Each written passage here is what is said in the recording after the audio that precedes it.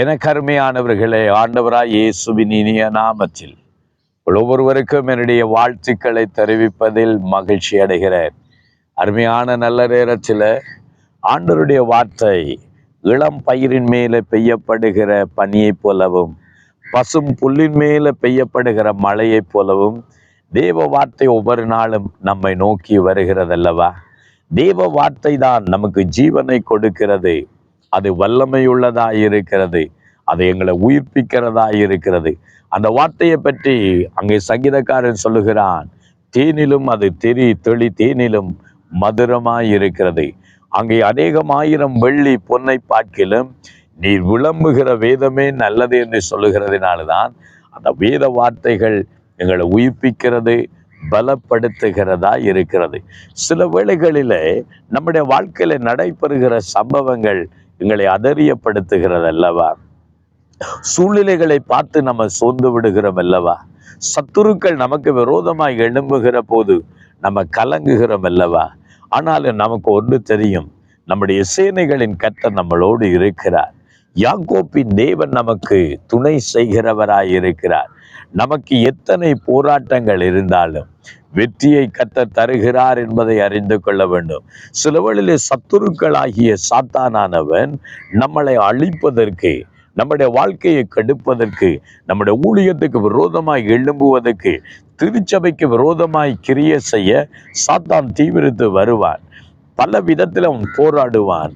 ஆனாலும் அவர்கள் எங்களை மேற்கொள்ளுவதில்லை. வேதத்தில் வாசிக்கிறோம், சத்துருக்கள் உங்களோடு கூட போராடுவார்கள், ஆனால் உங்களை மேற்கொள்ளுவதில்லை என்று பார்க்கிறோம்.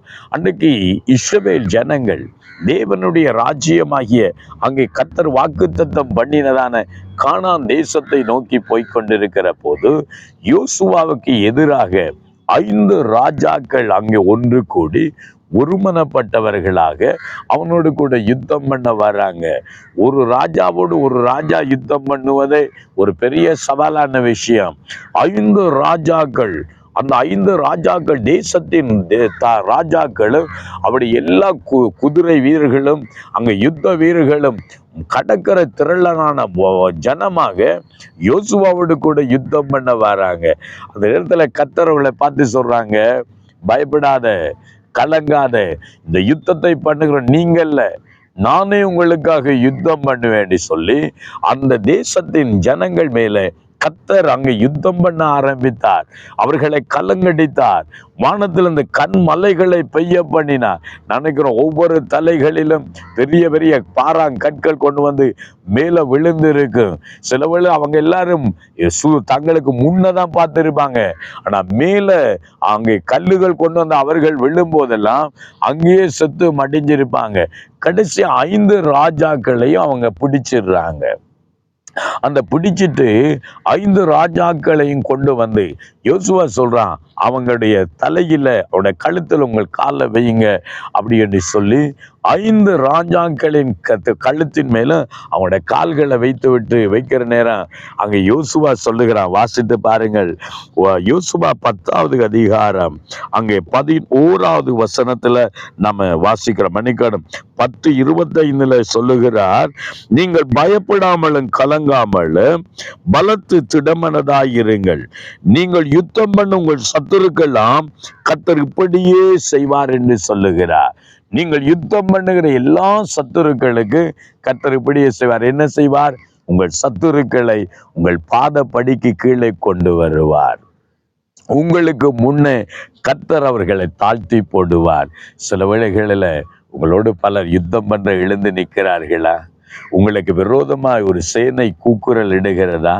உங்களுக்கு எதிராக மனுஷர்கள் எழும்பி மேன்மை பாராட்ட நினைக்கிறார்களா?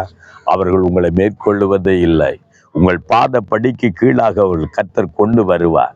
உங்கள் காலின் கீழே நசுக்கி போடுவார். என் ஆண்டவராய் இயேசு கிறிஸ்து சாத்தானை தம் காலின் கீழ் நசுக்கி போட்ட ஆண்டவர்.